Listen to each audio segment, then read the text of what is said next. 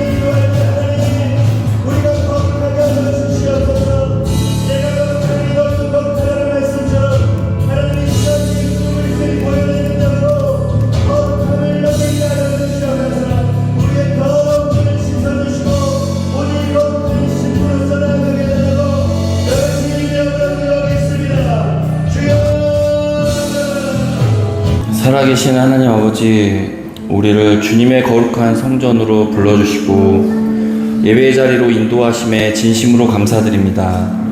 모든 성도들의 가정과 교회 그리고 각자의 삶을 지켜주시고 크고 작은 은혜로 채워주신 주님의 손길을 기억하며 이 시간 마음을 모아 주님 앞에 나아갑니다. 주님, 지난 한 달을 돌아보면 우리의 연약함과 부족함이 여전히 많았음을 고백합니다. 바쁜 일상 속에서 주님의 뜻을 잊고 세상의 소리에 흔들리며 살아온 우리를 불쌍히 여겨 주시옵소서.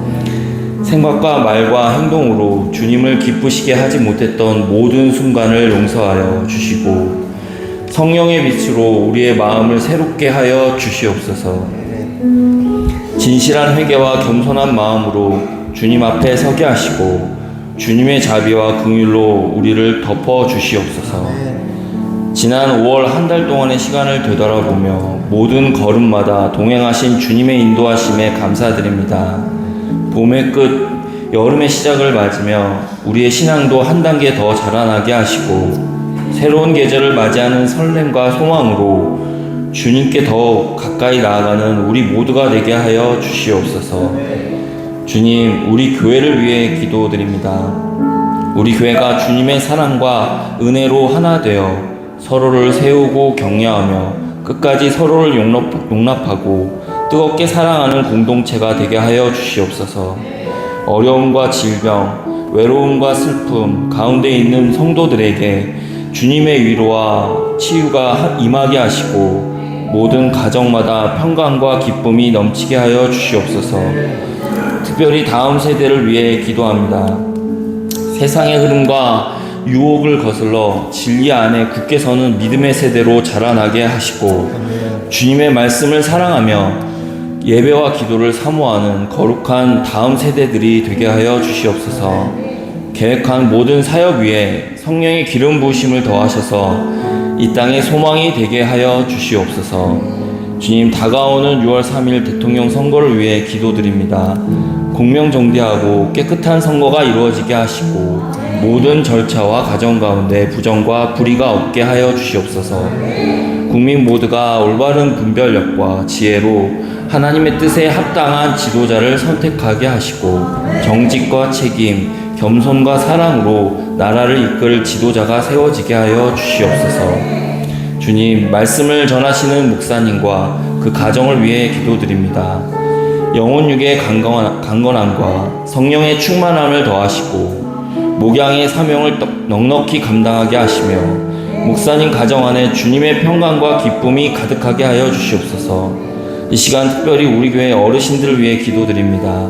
오랜 세월 믿음의 본이 되어주신 어르신들의 건강을 지켜주시고 육신의 연약함과 질병 가운데에서도 주님의 치유와 회복의 은혜를 부어주시옵소서. 어르신들의 삶이 주님의 사랑과 은혜로 충만하게 하여 주시옵소서. 하나님 아버지, 다가오는 맥주 감사주일 라디오 예배를 준비하는 모든 과정마다 성령께서 깊이 개입하여 주시고 새로운 아이디어와 지혜가 샘솟게 하시며 기쁨과 감사로 준비하게 하여 주시옵소서. 라디오 예배를 준비하는 모든 손길 위에 성령의 감동과 창의력을 더하셔서 하나님께 영광이 되고 참여하는 모든 이들에게 은혜와 회복, 감사와 기쁨이 넘치는 시간이 되게 하여 주시옵소서. 오늘 예배를 위해 보이지 않은 곳에서 헌신한 모든 손길을 기억하여 주시고 그들의 수고와 섬김 위에 하늘의 위로와 복을 더하여 주시옵소서. 이 모든 말씀 예수님의 이름으로 기도드립니다. 아멘.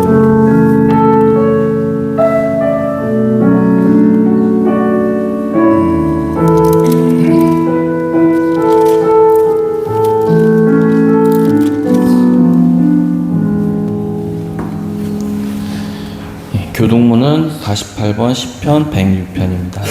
교독하시겠습니다. 여호와여, 주의 백성에게 베푸시는 은혜로 나를 기억하시며 내가 주의 택하신 자가 형통함을 보고 주의 나라의 기쁨을 나누어 가지게 하사 우리가 우리의 조상들처럼 범죄하여 우리의 조상들이 애굽에 있을 때 주의 기이한 일들을 깨닫지 못하며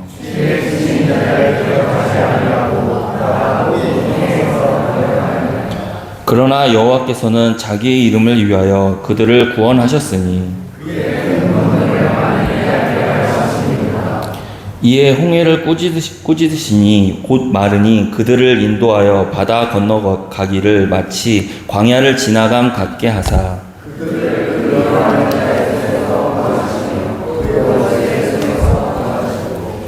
그들의 대적들은 물로 덮으심에 그들 중에서 하나도 살아남지 못하였도다.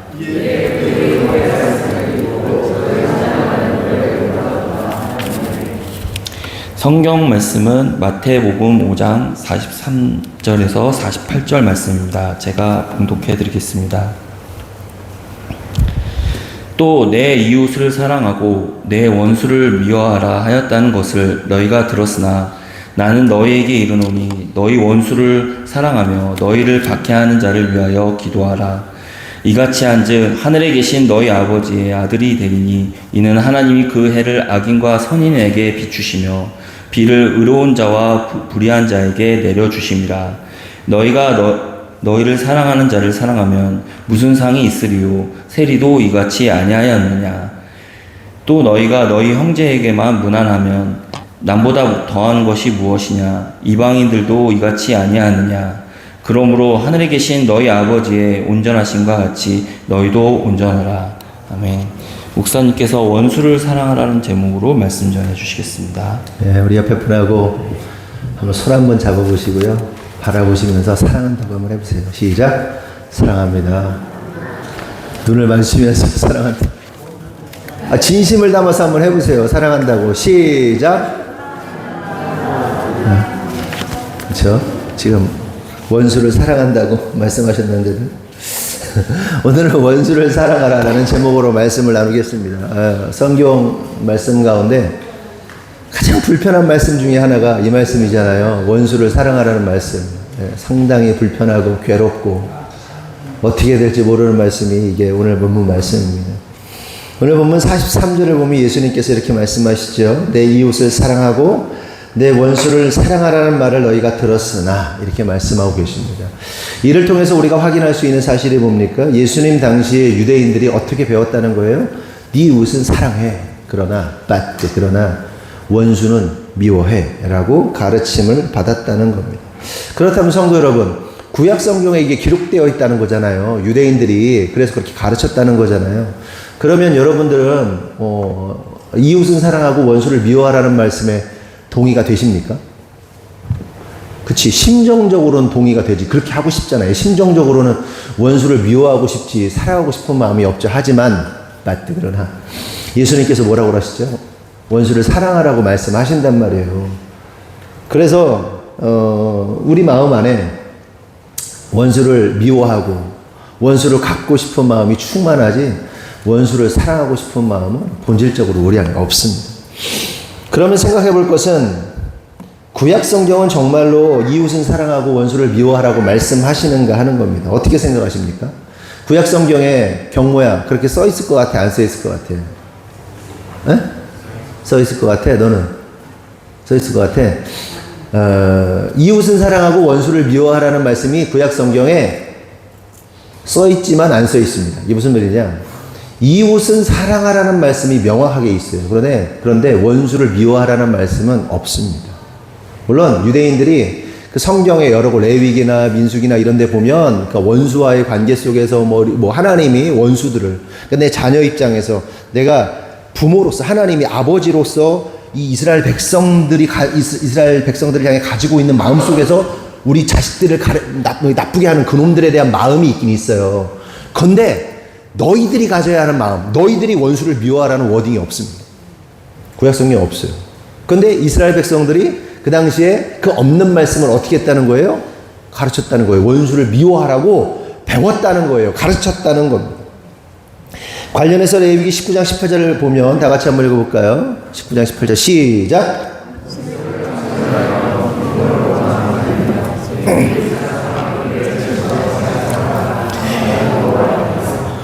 읽은 것처럼 하나님은 내 이웃을 내 몸과 같이 내 자신같이 사랑하라고 분명하게 말씀하시면서 원수 갚지 말라고 하십니다. 그럼 원수 갚지 말라는 말이 원수를 미워하라는 말이에요? 미워하지 말라는 말이에요? 당연히 미워하지 말라는 말입니다. 그런데 문제는 유대인들이 어떻게 가르쳤다? 이웃은 사랑해라. 그러나 원수는 미워해라라고 가르치고 배웠다는 겁니다. 그리고 실제로 예수님 당시에 쓰여진 문서가 발견이 되거든요.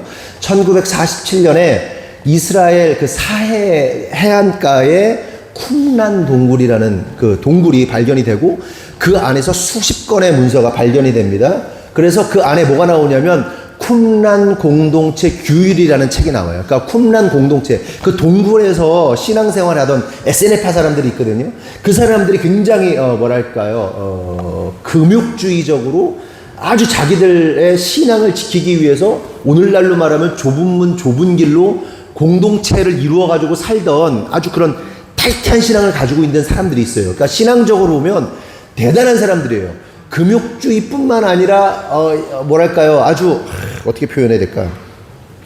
진짜 대단한 신앙인들이에요. 사회와 단절돼서 거의 정말 하나님만 사랑하고 예수님만 사랑하면서 이렇게 살아가던 그런 사람들이에요. 하나님만 사랑하며 살아가던. 그 쿰란 공동체 안에 문서가 발견이 되고 그들 안에서 우리들끼리 지켜야 할 규율이 있다.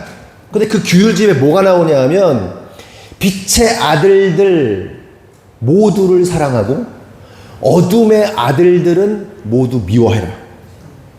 어둠의 아들들을 미워해라. 이런 말이 나옵니다. 그럼 여러분 생각해 보자고요. 그 쿰란 공동체 안에 있던 그 아주 타이트한 신앙, 정말 온전히 하나님 말씀으로만 살아가겠다, 막 세상과 등지고 살았던 이런 사람들이란 말이에요. 동굴에서, 산에서 막. 이 사람들이 생각하는 어둠의 아들들은 누굴까요? 어둠의 아들들은 누구였을까? 그냥 보편적으로 생각해 보면 이들이 생각할 수 있는 어둠의 아들들이라면 타종교인이었겠죠. 타종교인? 아니면 이방인? 아니면 같이 하나님을 믿는 사람들이지만 계파가 있었단 말이에요. 그 안에 열심당원도 있고 SNF파도 있고 바리새인도 있고 바리새파도 있고 무슨 파들이 많았는데 사두개인도 있고 그런 계파가 있는데 좀 타이트하게 보면 나와 다른 계파, 오늘날로 말하면 나와 다른 장로교냐 감리교냐 성결교냐 신예교냐 이런 거 조금 더 디테일하게 조금 더 들어가면 어떻게 좀 더 좁게 들어가면 오늘날로 하면 교회 나왔다 안 나왔다 하는 인생, 우리 공동체에 들어왔다 나왔다 하는 인생, 아니 교회 다니면서 예수 믿는다면서 술 먹고 담배 핀다는 사람. 이게 점점 좁아지면요 흑백 논리에 우리가 사로잡혀요. 그러니까 우리는 거룩해야 합니다. 그렇죠? 우리 스스로는 그렇게 할 수 있는데 우리의 가진 시각을 아직 수준이 되지 않는 사람들에게 그걸 잣대를 들이대면 안 돼요. 그들에게 구원의 기회가 필요하단 말이에요. 처음부터 거룩해서 예수 믿는 사람이 없잖아요. 그러니까 이 당시에 그 쿰란 공동체 규율집에 보면 우리 공동체 사람은 서로 사랑해야 돼. 왜냐? 빛의 아들들이니까. 그런데 다른 이들은 어둠의 아들들이야. 그래서 원수 맺어야 돼. 하나님이 그들 미워하셔라고 생각했단 말이에요.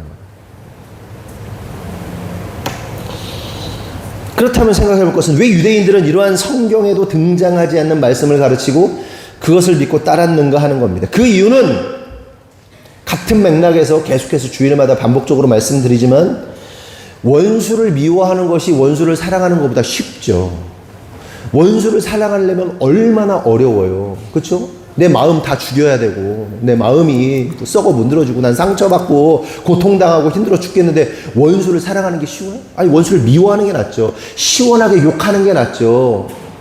원수를 미워하는 편이 어때요? 흡족스럽고 만족스럽고 더 상대방에게 복수를 할수록 어때요?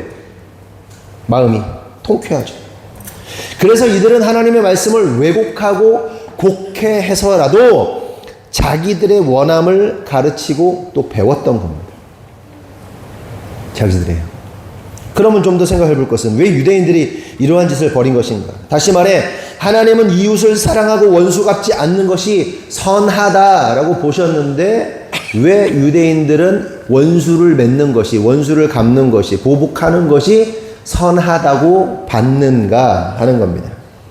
그 이유는 뭐냐?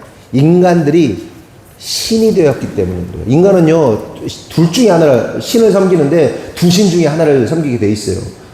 하나님을 섬기든지 자기 자신을 섬기든지. 우리 입장에서 보면 하나님 외에 다른 신이 없기 때문에 뭐 불교든 뭐든 어쩌고 그거는 자기 자신을 섬기는 거예요. 자기 자신. 몸신자가 아니라 신신자를 쓰는 거예요. 나 자신을 섬기는 거예요.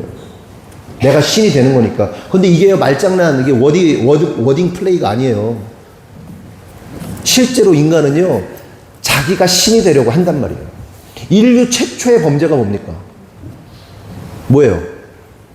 인류 최초의 범죄가 뭐야? 에? 가인? 아, 그건 살인죄고, 인류 최초의 범죄예요. 아담이지, 아담. 여러분, 뱀이 하와에게, 내가 예전에 어떤 성도한테 아담이 선악과를 먹었다, 아담이 뱀에 넘어갔다, 이렇게 얘기했더니 아닌데요? 하와인데요? 목사님 거짓말한다고. 뭐 이런 성도도 있었는데, 아담과 하와는 한 몸이니까 하와가 먹은 건 아담이 먹은 거예요. 그쵸? 같이 먹은 거예요. 그냥 한 몸이에요. 하와가 먹었어도 아담이 먼저 먹은 거랑 똑같은 거란 말이죠. 제 얘기는. 한 몸이니까. 뱀이 뭐라고 유혹합니까? 야, 선악을 알게 하는 나무가 있어. 실과가 있어. 그거 먹으면 선과 악을 알게 돼. 그러면 선과 악을 알게 되면 어떻게 되는지 알아? 하나님처럼 되는 거야. 그 얘기를 했단 말이야. 그 얘기 딱 들었어. 여러분, 손뼉이 소리가 나려면 마주쳐야 소리가 나는 거죠. 그 얘기를 들었어. 그냥 뱀이 막 유혹했다고 넘어갑니까? 여러분들한테 누가 뭐 약장사가 막 한다고 넘어가요? 누가 뭐 보험 팔라고 막 넘어가요? 무슨 누가 막 뭐 도태락 팔라고 막 넘어가요? 경계해요, 다.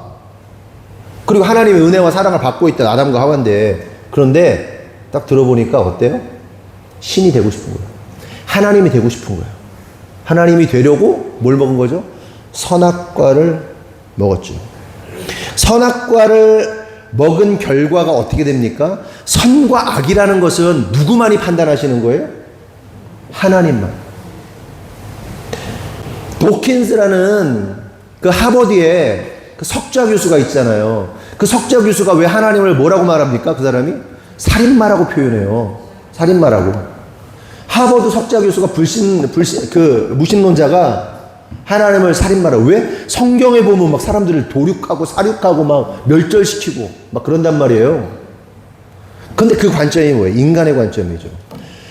선과 악을 판단하는 것은 하나님만 하실 수 있어요. 하나님이 선하다 하시면 선한 거고 악하다 하시면 악한 거예요. 우리는 선과 악을 구별할 수 없어요. 다만 말씀으로 하나님이 이것을 선이라 말씀하시니 선이라고 보고 악이라 말씀하시니 악이라 보는 거지, 우리 스스로 선과 악을 구분할 수 없단 말이에요. 근데 선악과를 먹은 인간이 뭐예요? 선과 악을 구분한단 말이에요. 그게 신이 된 거예요. 그래서 하나님의 뜻과 상관없이 자기 유익에 따라서 선과 악을 판단하게 된 거죠. 이러한 사실을 통해 우리가 알 수 있는 사실은, 예수님 당시 유대인들이 하나님께서 선하게 여기시는 원수 갚지 말라는 말씀을 악하게 여기고 원수를 미워하고 원수 갚는 것을 선한 일이라 판단하고 가르치고 적용하고 배웠다. 그런데 이러한 모습이 지금 누구의 모습이라는 거죠? 우리들의 모습이라는 거죠. 우리들의 모습. 선악과를 먹은 우리들의 모습이고 동시에 하나님이 되고자 하는 우리들의 교만인 겁니다. 이게 자신이 신이 된 자들의 특징이에요. 자기만 오라. 자기만. 그러니까 말씀에 근거하여 우리가 선과 악을 분별할 수는 있지만, 어떤 사람들을 보면 다 자기만 옳잖아요. 자기 생각만 옳잖아요. 여러분, 사람마다 옳고 그름의 기준이 달라요. 다온이가 생각하는 선과 악, 성숙한 어른이 생각하는 선과 악 달라. 여러분, 오늘날 세상을 집어삼키고 있는 사조가 뭡니까? 포스트 모더니즘입니다. 그러니까 모더니즘 시대에서 포스트 모더니즘 시대로 넘어왔어요. 모더니즘은 뭡니까? 진리, 중심, 기독교적 세계관이 모더니즘에 가깝습니다. 근데 이것으로부터 벗어나서 발생한 게 포스트 모더니즘이죠. 포스트 모더니즘의 핵심이 뭐죠? 탈중심, 탈진리. 진리로부터 벗어나자. 진리는 없다. 너도 맞고 나도 맞고 중심으로 벗어나자. 네 생각과 내 생각이 다 옳은 거야. 절대 진리는 없어. 영원한 건 절대 없어. 영원한 건 절대 없어. 막 씨부리고 있죠, 막. 그게 포스트 모더니즘의 가치고 그 영향을 받고 사람들이 자기도 모르게 또 노래를 따라 부르면서 아, 진리는 없는 거구나, 영원한 건 없는 거구나, 하나님은 없는 거구나, 이렇게 생각한단 말이죠. 그래서 오늘날 그 영향을 받은 그리스도인들이 어떻습니까? 이 영향을 받아요. 아니, 그리스도인들뿐만 아니라 세상 사람들은 말할 것도 없고 그 영향력 아래에서 성도라는 자들이 또 목사라는 자들이 뭘 지지합니까? 동성애를 지지해. 뭐 차별금지법을 막 제정하자고 그래. 다 정신 나간 거예요. 그리고 우리 그리스도인, 우리 기독교 신앙에 반대하여 일어난 종교가 뭡니까? 예? 기독교 신앙에 반대하여 일어난 종교가 뭐라고요? 공산주의예요. 공산주의는 종교입니다. 마르크스 레닌주의. 그리스도인이 그 사상을 따른다? 점검해야 돼.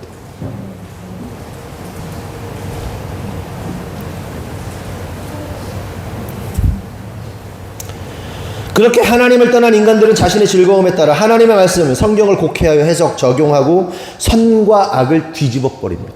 오늘날 웃기잖아요. 선과 악이 없어, 구분이 없어. 잘못을 한 사람을 잘못은 누가 했는데 잘못한 걸 지적했다는 사람이 잘못했다는 세상.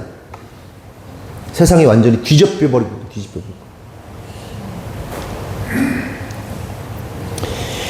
이게 신이 되어버린 인간의 특징이에요. 여전히 선악과를 따먹고 자기의 뜻대로 자기의 생각대로 옳다라고 여기는 자들의 모습이에요. 이게 자기가 신이 된 자들의 모습입니다.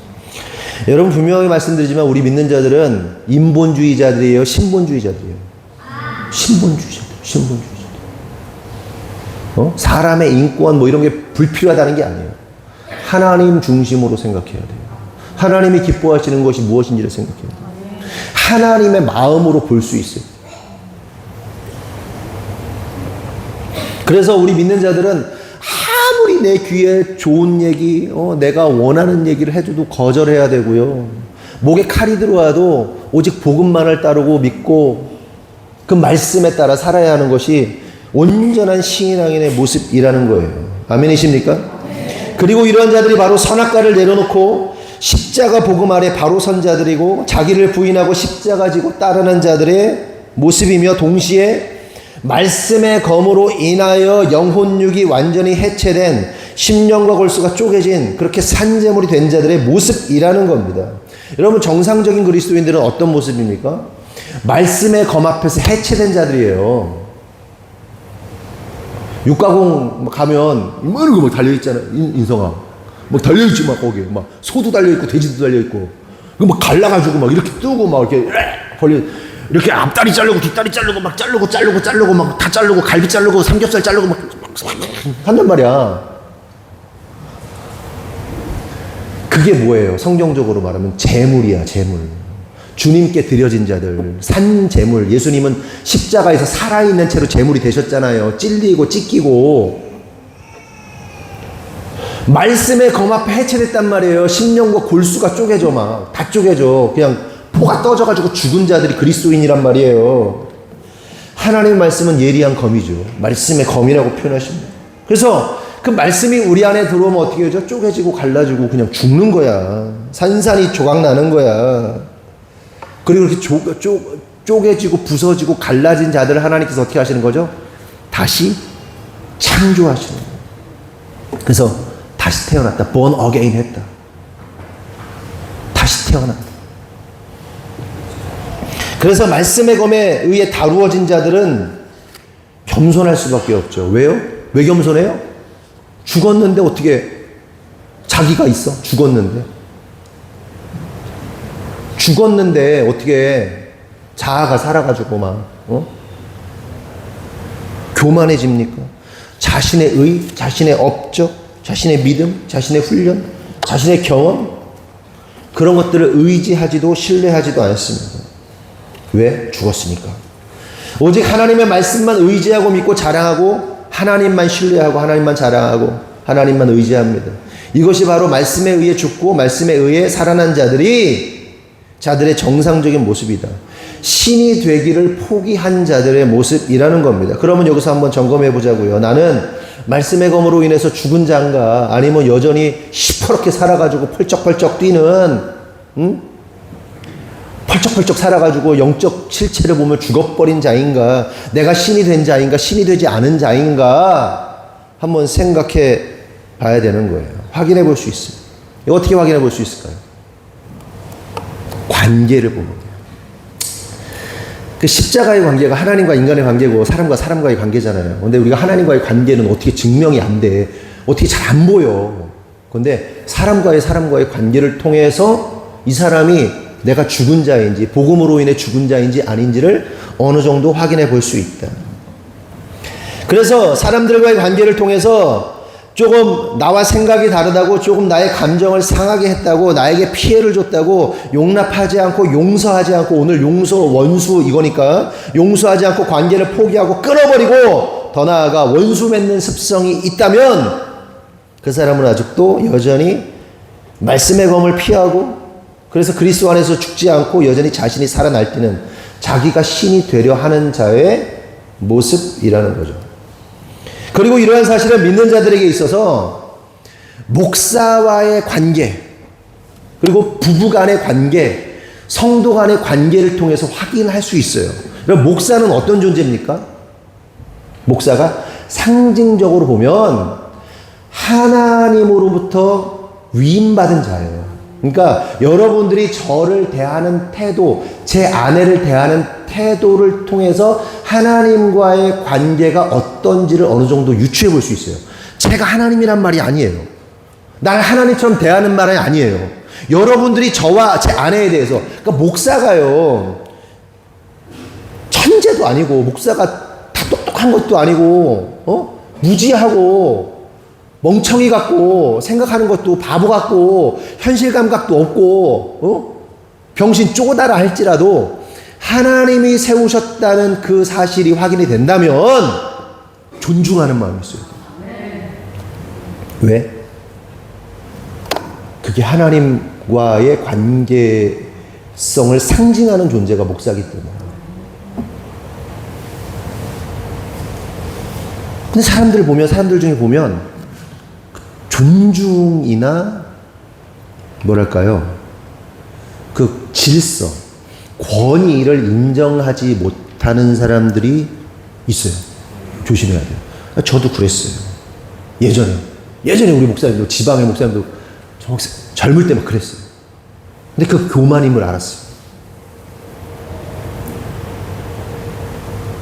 그 태도, 하나님 그 태도 보시라. 목사의 관계는 차치하더라도 제가 제 얘기를 하는 것 같아서 쑥스러우니까.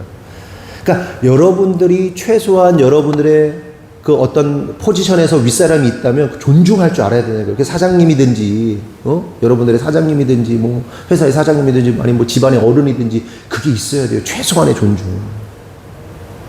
없으면 안 돼요. 어르신들을 무시하면 안 돼요, 여러분들. 큰일 나는 거예요. 그 호로 자식이라고 그러죠, 그런 것들. 못 배운 자식들. 부모 없이 자란 자식들. 안 되는 거야. 권위와 질서. 근데 이게 왜 윗 어른을 존중하는 게 중요한지 아세요? 권위의 정점이 누구예요? 하나님이에요. 여러분 위에, 바로 위에 같지도 않은 목사, 같지도 않은 사모, 같지도 않은 뭐 사장, 같지도 않은 누군가 뭐 부장 뭐 있다 할지라도 존중할 걸 있잖아요? 그 마음을 잃는 순간 그 정점에 두고 있어. 하나님까지 가는 거예요. 그래서 그걸 보는 거예요. 그래서 마음을 바꿔야 돼. 바보 멍청이 같아도. 그리고 나이가 먹어갈수록 바보 멍청이처럼 보여. 아니야. 자취하고. 그러면 우리가 이렇게 한번 봅시다. 좀 좁혀가지고 부부와의 관계를 통해서 우리가 말씀에 죽고 말씀에 살아있는 자인지, 말씀으로 산 자인지를 좀 확인해 보자는 거죠. 에베소서 5장 22절 23절 말씀 보겠습니다. 있어요? 없나? 내가 첨가했나? 없어? 첨부했구나. 에베소 5장 22절 23절을 그냥 읽지 않고 보면, 아내는 자기 남편에게 복종하기를 죽게 하듯 하라. 왜냐? 남편이 아내의 뭐기 때문에? 머리이기 때문이라고 말씀하셨어요. 또한 남편은 자기 아내 사랑하기를 그리스도께서 교회를 자기 몸을 주심으로 사랑하듯 사랑해라. 그러니까 무슨 얘기, 쉽게 말하면 남편은 어떻게 하라는 거예요? 아내를 자기 몸 바쳐서 목숨 걸고 사랑하라는 거예요. 예수님이 신부인 교회를 위해서 목숨을 내어주신 것처럼 남편들아 뭐 하라는 거예요? 아내를 위해 여러분의 목숨이 끊어지는 그 순간까지 사랑하라는 거예요. 다 해서. 그리고 아내는 뭐 하라고? 그 남편에게 복종하라고. 복종.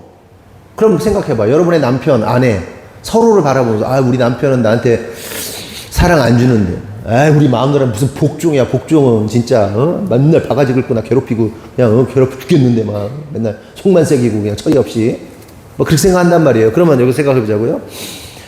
남편이 아내를 죽도록 사랑하는 게 먼저일까요? 아내가 먼저 복종하는 게 먼저일까요? 서로 요구하잖아. 너 복종하라고 막 이러고 당신 날 사랑하라고 막 이러잖아. 그러면 알이냐 닭이냐 문제인 것처럼 뭐가 우선일까요? 아내가 복종하는 게 우선일까요? 아니면 남편이 사랑해 주는 게 우선일까요? 남편이 사랑하는 게 먼저다라고 손 한번 들어보세요. 그러면 아내가 복종하는 게 먼저다. 김종수 아내가 복종하는 게 먼저. 강수사님도 아내가 자기의 바람이겠죠? 근데 왜 반대로 또, 이야, 남편이 기가 막혀가지고, 와, 이러는데 뒤에서, 우와, 막 이래. 아니, 그럼 상식적으로 봅시다. 여러분, 닭이 먼저입니까? 알이 먼저입니까? 닭이다. 알이다. 에?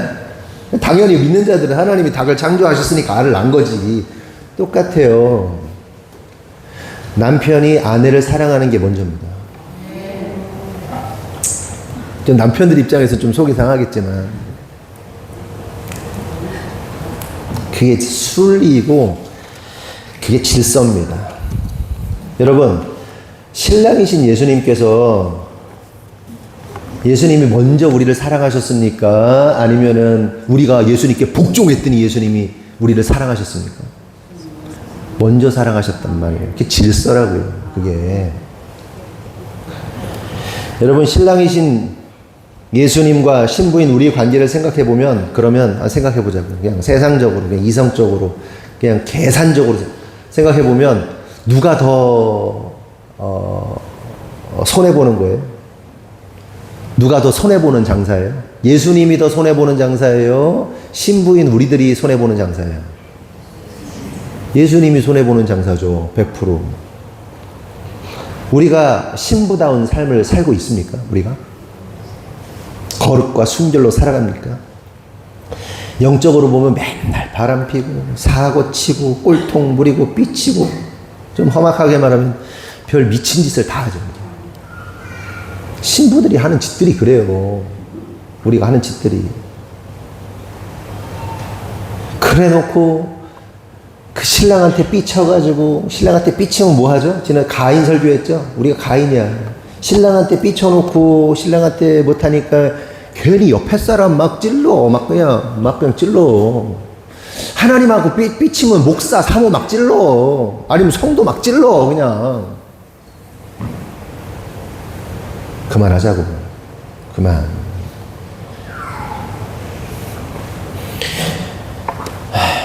신랑 배신하고 날마다 원수 맺는 삶 삽니다. 그럼에도 불구하고 예수님은 우리를 향한 그 끈을 놓으십니까? 놓지 않으십니까? 놓지 않으시죠. 자신의 몸을 내어주심으로 당신의 사랑을 확증하셨어요. 그냥 죽었단 말이에요. 여러분들은.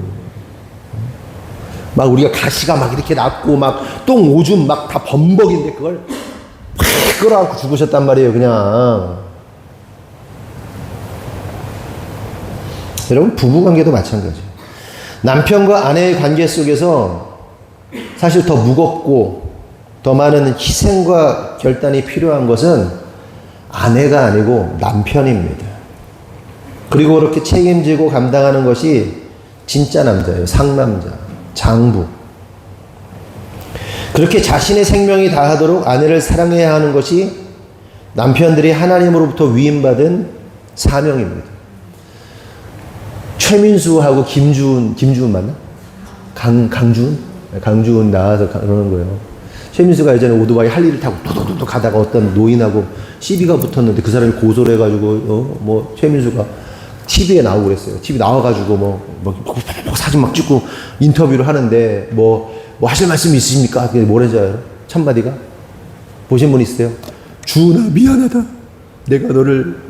내가 너한테 미안해. 그 한마디. 그러더니 강주훈 한 얘기가 뭐냐면, 그러니까 질문이 뭐였냐면 강주훈한테 다시 태어나도 최민수랑 결혼하겠냐? 나는 absolutely 나는 반드시 이 남자하고 결혼한다. 그러면서 그 인터뷰 얘기를 하는 거예요. 주훈아 미안. 그 상황 속에서도 멘탈이 다 나가가지고 완전히 박살난 상황 속에서도 자기를 찾더래. 미안하다고. 그게 진짜 남자라고. 그게 상남자라고. 그 정도로 사랑해야 되는 거예요. 그 야생마 같은, 여러분, 최민수 보면요, 불안하지 않아요? 원래 사람이? 임재범 보면 막 불안하지 않아요? 막, 미쳐가지고 막, 그 불안한 그 정서를 가지고 있는 사람들을 조련하는 게 다 아내예요, 아내. 뒤에 설명하겠지만. 아내 지극 정성입니다. 그렇게 남편은 아내의 말을 잘 들어주고 아내의 마음을 항상 살피고 위로하고 보듬고 아내의 원함, 필요를 채워주고 섬기고 때로는 머슴처럼 때로는 막 보디가드처럼 때로는 막 로맨티스트 자신의 아내를 지키고 보호하고 책임져야 돼. 그럴 때 비로소 뭐가 나오는 거예요? 복종이 나오는 거예요. 순종과 복종의 차이를 아시죠? 순종은 뭐예요? 내가 원해서 하는 게 순종이에요. 내가 원해서 하는 게. 복종은 뭐예요? 내 마음이 원치 않는데도 불구하고 하는 게 복종이에요. 그런데 그 지극정성의 사랑이 순종을 나오게 하고요. 때로는 순종하고 싶지 않은 상황 속에서도 복종하게 해요. 그런데 우리는 물론 하나님 앞에서 어떻게 살아가야 돼? 순종으로 살아가야지. 복종이 아니라. 복종은 노예인데 어쨌든 그 복종의 영역까지 아내가 죽도록 현재 자기가 사랑을 받지 못한다 하여도 그 받은 은혜가 크면 최선을 한단 말이에요. 그래서 부부 안에 가장 중요한 것은 뭐냐? 남편의 성숙도다. 성숙도. 부부에 있어서 남편이 성숙해야 합니다. 설령 아내가 부족하고 모자라고 나의 생각과 다르더라도 때론 아내가 고멜 같은 짓을 한다 할지라도 창녀 같은 짓을 해도 좀 죄송한 얘기지만 고멜 같은 짓을 해도 호세아의 심정으로 예수님의 심정으로 아내들을 품어야 하는 것이 남자들의 운명이고 숙명이고 성숙함입니다. 그런데 문제는 뭐예요? 오늘날 남자들은 남자가 아니지. 우리 어르신들이 진짜 상남자들이지. 책임감도 있고. 요즘 남자들은 어때요? 마마보이. 그냥 지약가림도 못해가지고 징징대고. 애들이 그런 애들이잖아요. 군대 가서 남자의 그 남자가 되는 그 군대까지 가가지고 막 엄마한테 전화해가지고 막 우리 뭐 누가 그랬어. 우리 고참이 그랬어. 막. 시대가.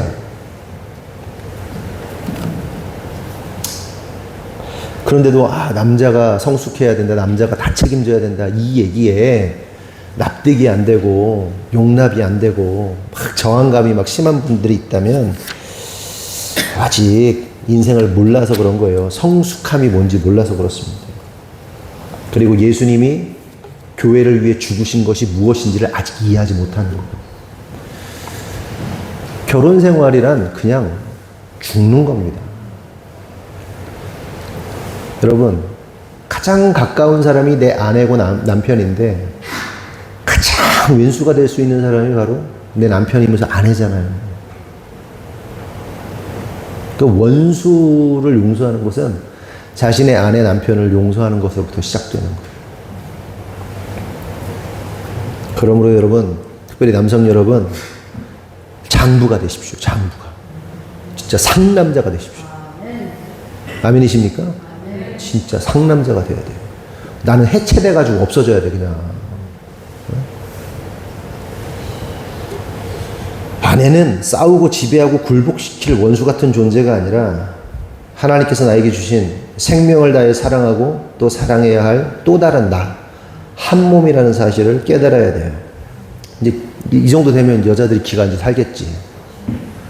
기가 살면 안 돼요. 남편의 은혜, 남편의 그 사랑을 권리로 가져가지 마세요.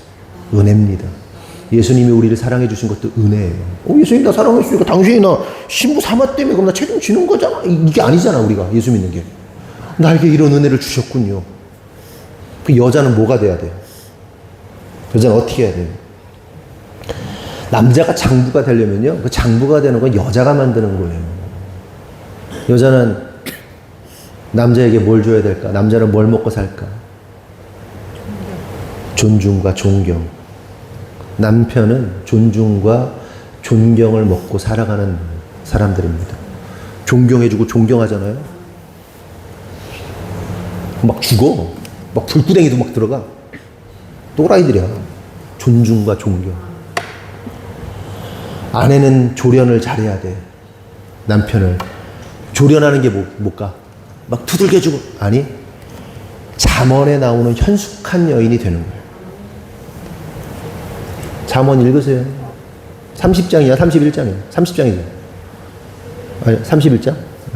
현숙한 아내가 돼요. 거기 그 여인들 어때요? 막 무슨 막 카드 긁고 물건 사고 막 홈쇼핑하고 막 그게 아니야. 주변 사람들 막 다 모아가지고 막 입히고 먹이고 막 재정을 관리를 하고 막 그냥 에휴. 그렇게 돼야죠. 그렇게 돼야지. 그런데 그게 참 안타까운 얘기지만 어디서부터 시작되는지 아세요?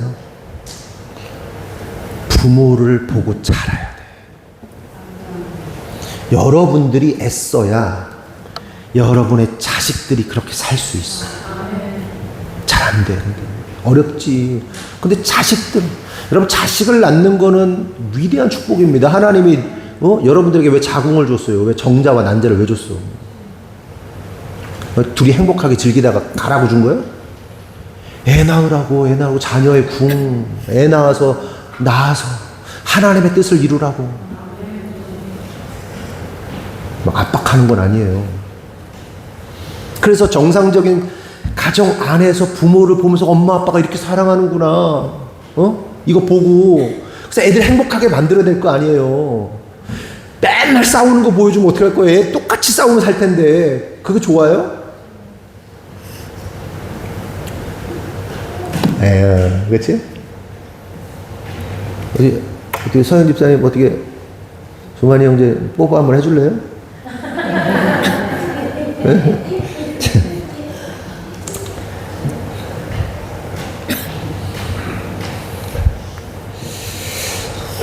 본론으로 돌아와서 5장 44절. 나는 너희에게 이르노니 너희 원수를 사랑하며 너희를 박해하는 자를 위하여 기도하라. 그러면 여기서 질문할게요. 나는 원수를 사랑하면서 동시에 그 원수를 위해 기도할 수 있다. 손 들어보세요. 좀 심하죠? 그런데 그러면 나는 원수를 사랑하지는 못하겠는데 그냥 기도는 해줄 수 있다. 그래요? 그렇지. 그럼 우리 여선교회를 잘하는 거죠. 기도회 때마다 모여가지고 사랑하진 않지만 엄청 기도하잖아요. 하나님, 저 영혼들 망해라, 저주받으라, 폭삭망해서 싹싹 빌게 해달라고 기도하고 그러잖아요. 기도했었잖아요. 예수님의 의도는 그건 아니지만 기도는 할 수 있죠. 여러분, 그런데요, 저는 이렇게 생각합니다. 우리를 핍박하고 원수된 사람들을 두고 저주 기도라도 하는 것이 낫다라고 생각해요. 그러니까 아예 기도하지 않는 것보다 나를 억울하게 둔 사람 있으면 하나님이 이 인간 좀 죽여달라고, 이 인간 좀 망하게 해달라고 기도하는 게 낫다고. 왜요? 기도하면 그 기도는요, 성령께서 말할 수 없는 탄식으로 다 받으셔가지고 해석하셔가지고 하나님께 올린다고. 로마서 8장 26절에 그렇게 말씀하세요. 그리고 계속해서 기도하다 보면 그냥 저주 기도하다가 끝나던가요? 아니죠. 마음이 바뀌어요. 저 사람 불쌍하다고 마음이 바뀌어. 용서하게 해달라고, 그 사람 용서한다고 바뀐다고. 기도 안 하는 게 문제지 원수를 위해 기도하는 게 낫다고. 저주 기도를 하더라도. 다윗도 저주 기도 하잖아요. 싹 다 죽여달라고, 저 인간들이 날 괴롭힌다고. 다윗이 막. 저주 기도는 중간 과정일 뿐이에요. 고상하게 막 하나님, 기도도 안 하고 가만히 있으면서 막 속은 썩어 문드러져가지고 게 아니라 하라고. 다윗처럼 기도하라고. 죽여달라고 기도하라고. 망하게 해달라고 기도하라고. 그냥 죄예요 그게? 내가 저 잘못 가르치는 거야? 그럼 다윗은 하면 안 되지, 그렇게 기도하면. 근데 하나님은 기도하는 우리의 마음을 바꾸신다고. 성령께서 바꾸신다고. 용서하게 된다고. 그래서 저주 기도라도 하라는 거야. 기도 안 하는 것보다 나아. 기도조차 하지 않으면 아무런 역사도 없어요. 그러니 하나님께 정직하게 속에 있는 마음 다 털어놓고 기도하는 거예요. 솔직하게 기도하는 거. 여러분, 우리가 그렇잖아요. 자식이 학교에서 막 억울한 일을 당했어. 괴로운 일을 당했어. 막 속상해가지고 막 부모한테 막 털어놓잖아요. 그렇게 하라고. 우리 하나님은 어디 저기 산속에 있는 산신령이 아니야. 우리 하나님은 무슨 어디 저기 멀리 계신 막 높은 보좌에서 막 이 더러운 것들 하시는 분이 아니고 그냥 우리 아빠라고, 아버지라고. 자식이 막 아버지한테 막 이렇게 한단 말이에요. 가끔 한비도 학교에서 속상한 일 얼마 전에 있었고, 이슬비도 항상 속상하지. 어? 속상한 일 있어가지고 막 그러면요, 학교에서 막 어쩌고 그러면 제가 뭐라고 그러는지 아십니까? 한비야, 그래도 네가 참어. 네가 목사 딸이잖아. 넌 그리스도인이지 않아? 라고 절대로 하지 않습니다. 이 나쁜 내가 아빠가 막 이래요. 그거 지워봐. 이 쌍년들 내가 다 죽여버릴 거라고. 내가 학교에 다녀가 막 욕해. 겁나 욕합니다. 야, 아빠가 저주기도 해줄까? 얼마 전이요. 우리 집사님들 동원해가지고 확 다 저주기도 그냥 망하라고 다 그냥 죽어버리라고 해줄까? 그럼 제가 마음이 좋아. 쟤도 그렇게 안 하는 거 알아. 나도 그렇게 하지도 않아. 재판관처럼, 야, 상황을 참 놓고 봐봐. 야, 지금 너는 여기 있고 얘는 여기 있는데, 야, 이렇게 보면, 야, 이게 네가 잘못한 것도 있어. 재판하지 말라고. 재판이야. 여러분, 아내가 막 그런 바깥 여자들은 막 감정이 막 널뛰잖아. 막 기분 좋았다 나빴다 막 그래. 여자들은 막 이게 그래. 여자가 그래 원래. 그럼 남편들 뭐해요? 그냥 싹 다 지옥해. 그냥 싹 욕해. 욕하다 보면요 정신이 돌아와, 아내가. 그래서 지가 잘못한 것도 조금씩 알게 돼. 그러면서 쫙 가라앉잖아요. 그럼 근데 내 생각에는 요게 이런 오해가 일어날 수도 있겠네. 이럴 수도 있었겠다. 요 사건하고 붙어가지고 지금 감정이 이런 건데, 야, 하나씩 떼놓고 보면 이게 아니야. 얘는 그냥 해맑아. 얘는 아무 생각이 없어. 근데 나한테 데미지가 많이 온 거야. 제 아내도 그런 거 같네. 이러면서 이게 끝나. 근데 거기서 이쪽 편 들고 막 네가 맞네 저거 맞네 막 그거 하면요. 목사님 어떻게 그래도 막 욕을 하면서 막 목사님이 그러실 수 있습니까? 막 그런 생각이 드는 분이 있다면 그냥 불행하게 살든가. 마누라하고 맨날 대립하고 마누라 편이 아니라 남의 편 들면서 막 싸우고 그냥 괴롭게 살든가. 비어지게 그냥.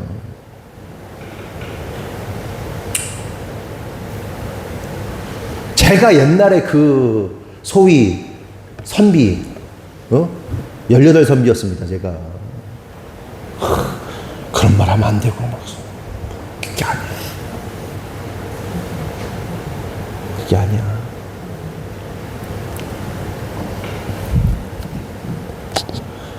그렇게 마음이 풀리고 그러면서 용서하게 되고 화해하게 되고 그렇게 되는 거예요. 감정을 누르면 누를수록 나중에 폭발하고 정신적으로 문제가 생겨요.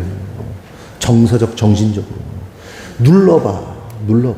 제가 여러분들에게 원수를 용서해야 된다고, 무조건 용서해야 된다고 막 그냥 찍어 눌러. 말씀으로 여러분 무조건 해야 된다고 막 탁 찍어 눌러. 막 완전 여러분 정신병 걸릴까?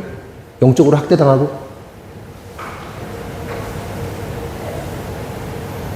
교주들이 하는 거잖아. 교주들이. 계속해서 45절 한번 읽어볼까요? 시작.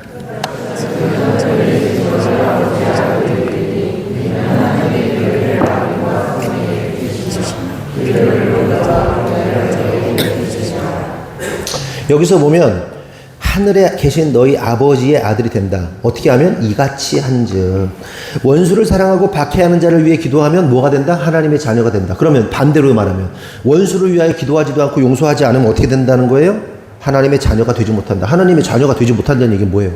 지옥 간다는 얘기야 그냥. 여러분 자기 남편 하나도 제대로 사랑하지 못하고 한 몸인데도 한 몸 상대를 내 남편을 미워한다는 건 자기를 학대하는 거잖아요.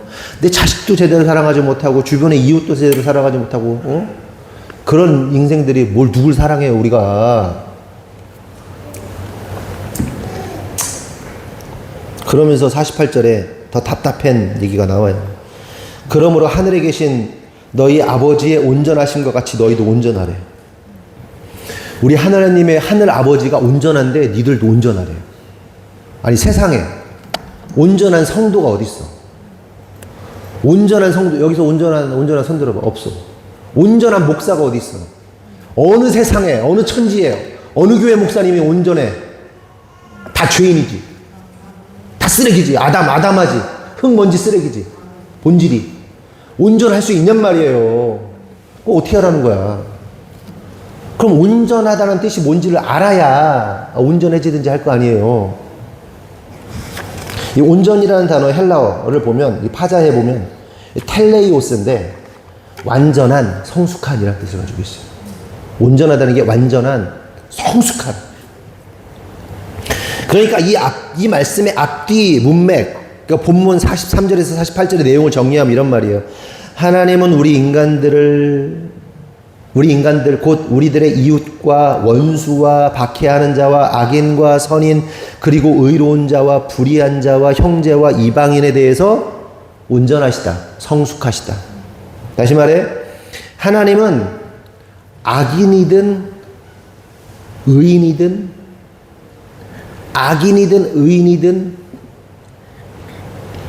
그들을 대하실 때 어떻게 하신다고요? 성숙하시다.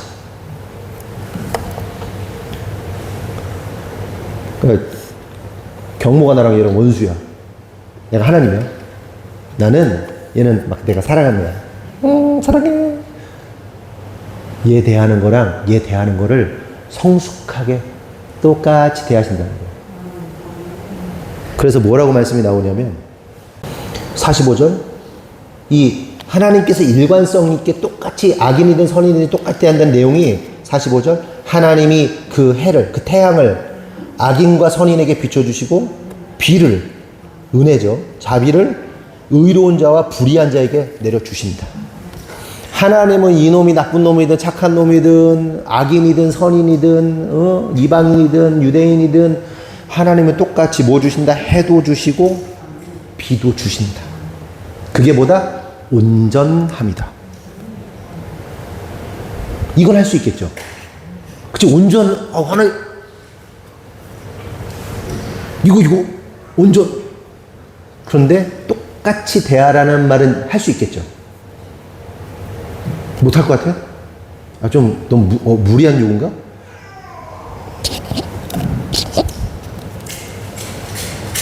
결국 하나님의 온전하심으로 우리들이 온전하라는 말은 우리가 상대하는 사람이 선인이든 악인이든 도움되든 안 되든 박해하든 뭐 그렇든 똑같이 일관적인 자세와 태도로 은혜를 주라는 겁니다. 이 말씀 참 받아들이기 어렵죠. 최근에 우리 시온이가 학폭에 신고됐어요. 학폭에 신고했어요. 학폭. 제 3학년이에요. 그 엄마가 우리 은정 집사가 아주 그냥 멘탈이 박살이 나가지고 지금 막 마음이 심정이 막 제가 학폭을 당한 것 같아요. 학폭을 한 것 같아요. 1번 학폭 당했다. 2번 학폭을 했다. 1번 손 들어봐, 1번. 당했다. 학폭을 했다, 2번. 그 놀라운 사실은 제가 학폭을 했다는 거죠.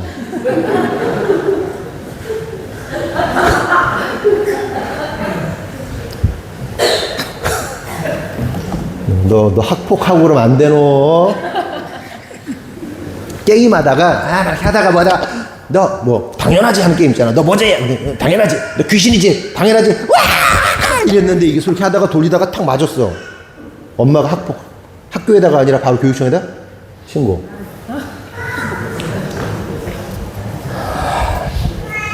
원수가 하나 생겼네. 우리 김은정 집사님한테.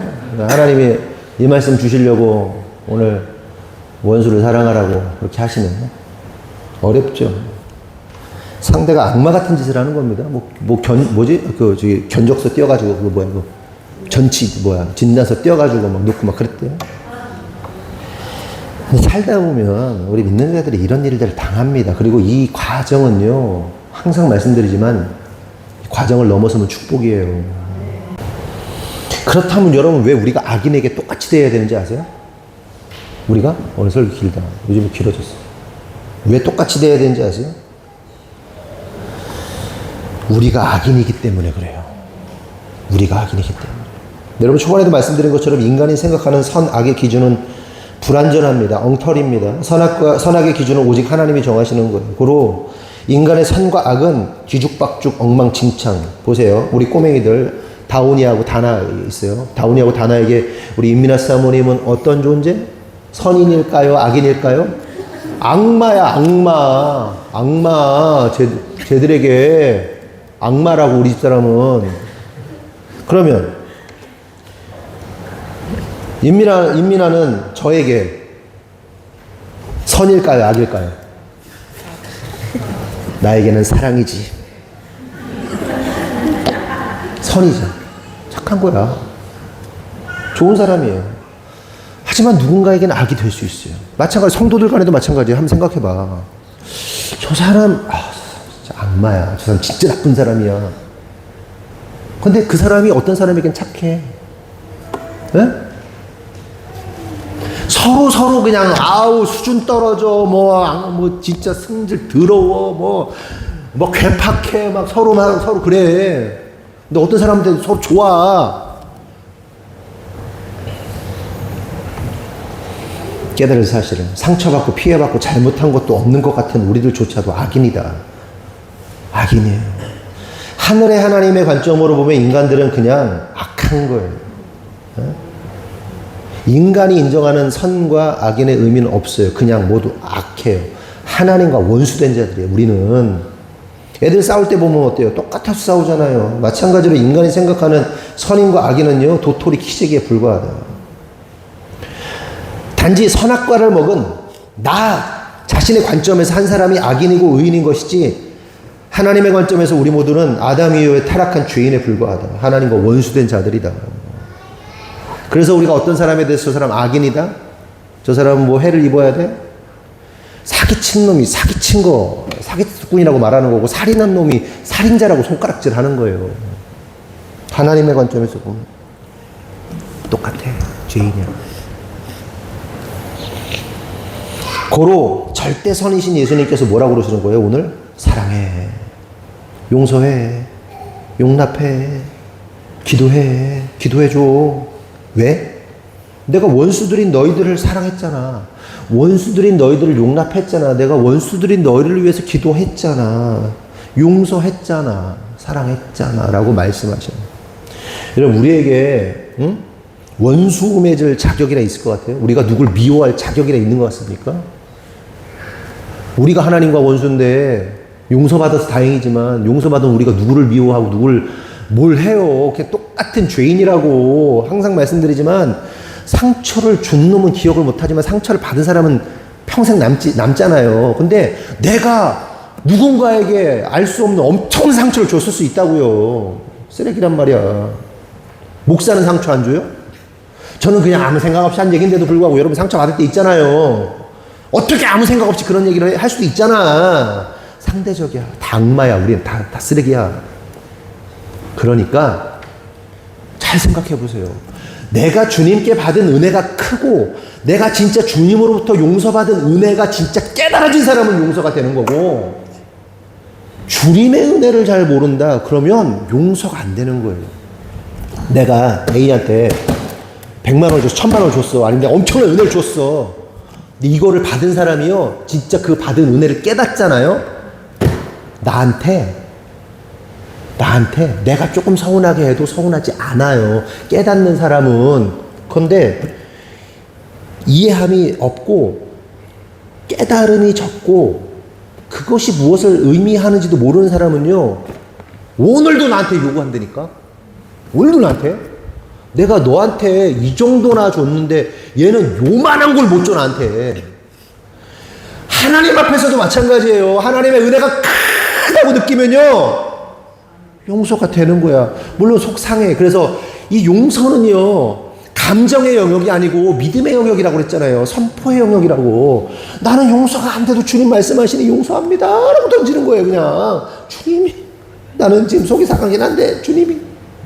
그리고 그 용서도 막 감정도 잘 안 사그러들어. 막 그냥 기도해, 막 죽여달라고 막 그냥.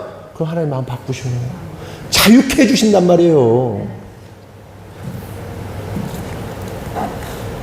여러분, 우리 은혜 받은 자예요. 용서 받은 자. 다른 사람 용서하는 거 진짜 내가 은혜 받고 용서 받은 자라는 사실을 정말 깊이 알면 용서하게 돼 있어요. 야, 난 용서하겠다. 뭐 마음에 있는 생각나는 사람, 생각 안 나는 사람까지 다 용서하겠다. 오른손 들고 아멘 하세요. 따라하세요. 나는 용서합니다. 주님, 감정적으로는 용서 안 되는데 믿음으로 용서합니다. 아멘. 박수. 믿음의 영역으로 던지시면 돼요. 기도하겠습니다. 하나님 감사합니다. 원수를 사랑하라 말씀하십니다. 우리는 원수를 미워할 자격도 없는 자들입니다. 왜? 주님께서 우리를, 원수된 우리를 용서하시고 사랑하시고 용납하셨고 구원해 주셨기 때문입니다. 주님, 우리 마음 안에 있는 그 모든 쓴뿌리들, 용서하지 못하는 마음들 이 시간 믿음으로 선포하였습니다. 감정으로 선포하지 않고 믿음으로 선포하였습니다. 주님, 이 시간 우리를 새롭게 하시고 원수 맺음으로 묶여있는 자가 아니라 용서함으로 자유함을 얻는 우리 모두 되도록 인도하여 주시옵소서. 주님께서 이루실 줄 믿사옵고 예수님의 이름으로 기도합니다. 아멘. 교회 소식 나누겠습니다. 오늘 설거지 담당은 박상훈, 임민정, 김영곤, 유혜린, 강정모인데 유혜린과 정모가 오늘 이제 지금 장례식장 가야 돼가지고 정모랑 혜린이랑 빠지게 되네요. 그러면 있는 분들이 조금씩 도와주시면 되겠어요. 그렇게 해주시고, 그 다음에 다음 주일 대표기도는 박다솜 집사님입니다. 기도 잘 준비해 주시고, 그리고 한 달 앞으로 그 라디오 예배가 다가왔습니다. 그래서 라디오 예배 현현 집사님 광고를 언제부터 찍나요? 다음 주부터 찍어요? 다음 주부터 찍어? 그래요. 다음 주부터, 그러면은 주중에 그 찍어야 되는 분들한테 뭐 연락이 갔으면 좋겠어요, 저는. 연락이 가서 그거 준비 딱 하고 올 수 있도록, 그렇게 마음의 준비를 하고 올 수 있도록 딱, 네, 그렇게 해주시고, 그리고 6월 셋째 주까지는 라디오 예배 준비를 모두 마치도록 하겠습니다. 그래서 물품 후원해 주실 분들은 저한테 개인적으로 문자 주시고 카톡 주시고, 그리고 사연들 카톡이나 메일로 보내주시면 됩니다. 그리고 교회 이제 지금 몇 주 동안 출석하지 않은 남성교 회원이 있는데 성현 형제님이 지금 안 나오고 있는데 목사님이 중간에 전화 한번 했었거든요. 근데 남성교회에서도 자체적으로 조금 연락을 좀 해 보셨으면 좋겠어요. 그래서 이렇게 올 수 있도록 그렇게 여러분들이 좀 땡겨 주세요. 그리고 우리 식사를 지난주에 식사를 하려고 그랬는데 그 짝꿍 없는 분들 같이 식사하기로 했잖아요. 이번 주에 하기로 했는데 제가 지금 공방에 묶여 있어가지고 시간을 내지를 못하고 있습니다. 그래서 제가 다시 약속은 잡을 건데 여러분 제가 기억하고 있으니까 이번 주에 식사 못했다고 서운해하지 마시고 조만간에 연락을 잘 드리도록 하겠습니다. 그리고 저랑 목사님이 지금 또 공방에서 사역도 하면서 사업을 같이 지금 일구고 있어요. 그래서 그러다 보니까 저랑 목사님이 교회에 있는 시간이 줄어들 수밖에 없겠죠. 근데 문제는 뭐냐면 저랑 목사님이 교회에 있는 시간이 줄어들면서 성도들도 갈피를 못 잡는 것 같아요. 그래서 제가 마음 가운데 조금 어려움이 있는데 우리가 이 정도 사역을 하면서 15년 정도 함께 왔으면 저희가 아 하면 어 하고 어 하면 아 할 수 있는 정도로 여러분들이 스스로 척척 알아서 해줄 수 있어야 됩니다. 교회는 교회대로 돌아가야 되고 사업은 사업대로 돌아가야 되는데 그 공방을 통해서 일어나는 일들이 어마어마하게 있잖아요. 네. 그래서 우리 공방을 통해서 우리 지혜자매나 서균 형제님이나 은찬 형제님도 온 거고, 네. 그래서 공방이 사역도 공방에서 진행이 되고 있어요. 그리고 또 사업은 사업적으로, 도테라 사업은 사업적으로 또 한 달에 10명 정도 가입을 시켰거든요. 그러면 이거는 뭐를 얘기하는 거냐면요. 보통 일반적으로 한 달에 1명을 가입시키기가 어렵습니다. 한 달에 1명. 근데 지금 정확하게 우리 오픈 예배 드리고 나서 지금 2주, 3주째 지금 접어들고 있는 건데 그 사이에 9명이 가입이 됐어요. 그 동안에. 그래서 지금 사업이 어마어마하게 늘어나고 있는데 여러분들이 저와 목사님을 그냥 이제 너무 편하게 생각하고, 제가 항상 말씀드리지만 저희가 너무 여러분의 곁에 가까이 있다 보니까, 그리고 여러분들이 저희를 너무 오래 보다 보니까 저희가 얼마나 대단한 사람인지를 여러분만 몰라요. 여러분만. 제가 항상 말씀드리잖아요. 여러분만 모른다.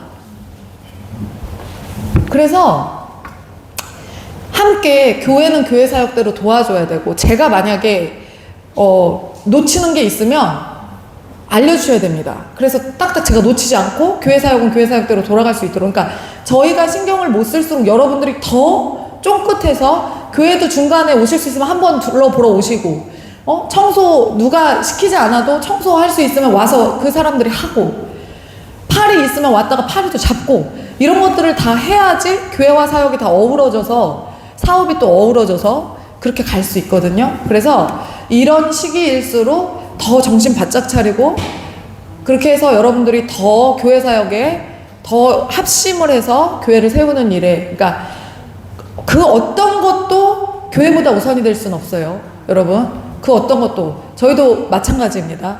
그래서 저희가 못하면 여러분들이 막 나서가지고 저건 목사님이 알아서 할 거야, 사모님이 알아서 할 거야, 이런 마음은 없어요. 그러니까 같이 다 한 마음이 돼서 교회와 사업을 세워주셨으면 좋겠습니다. 이상입니다.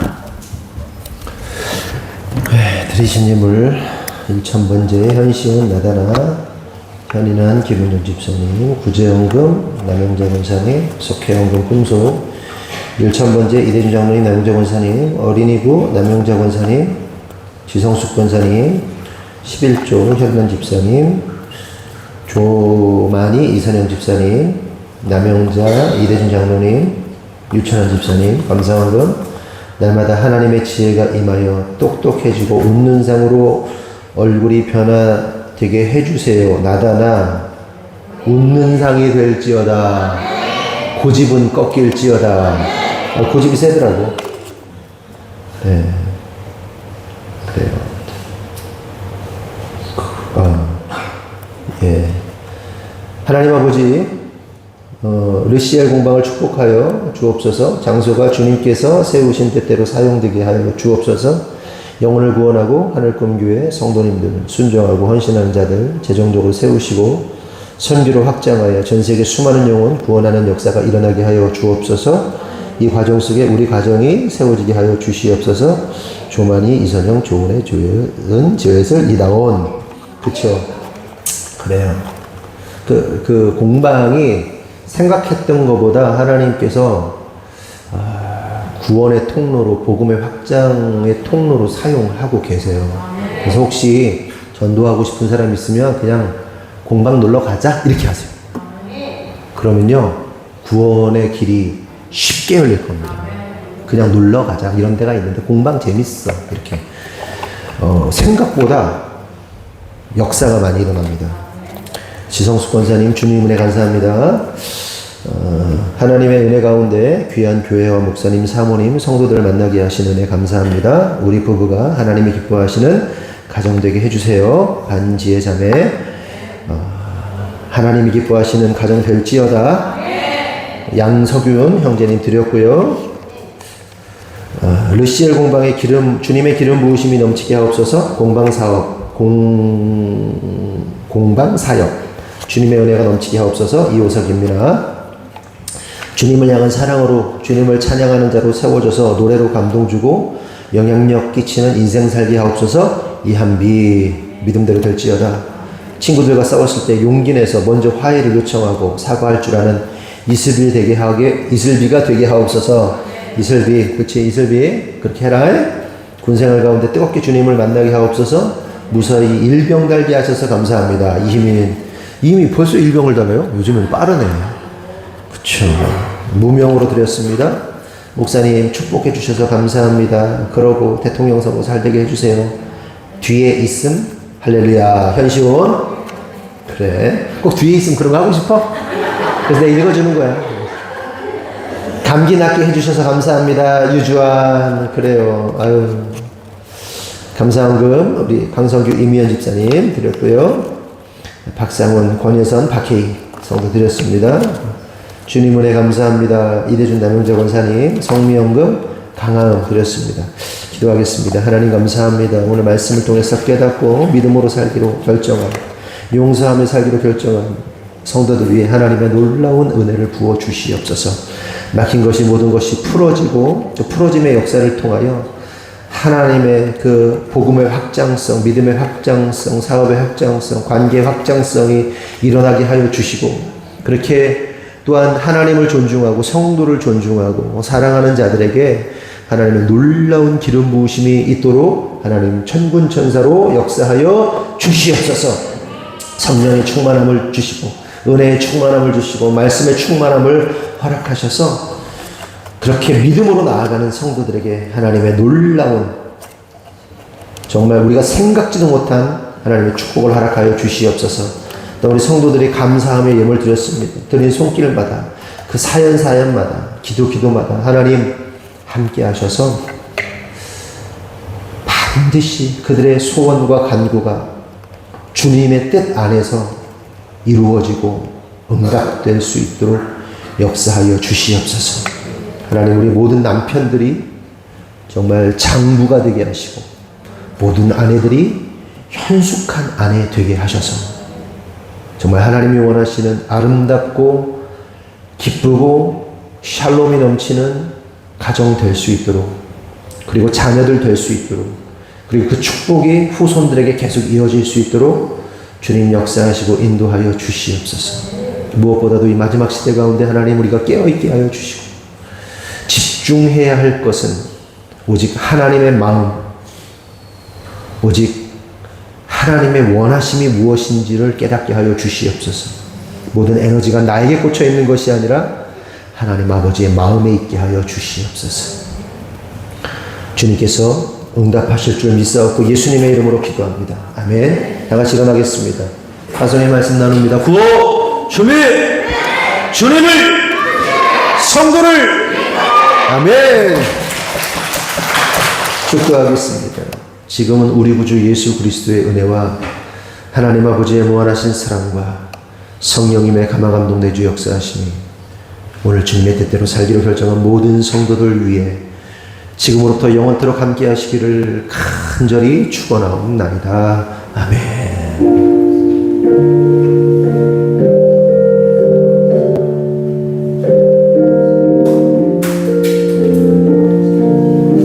한번 하나님께 영광의 박수 올리겠습니다. 아멘.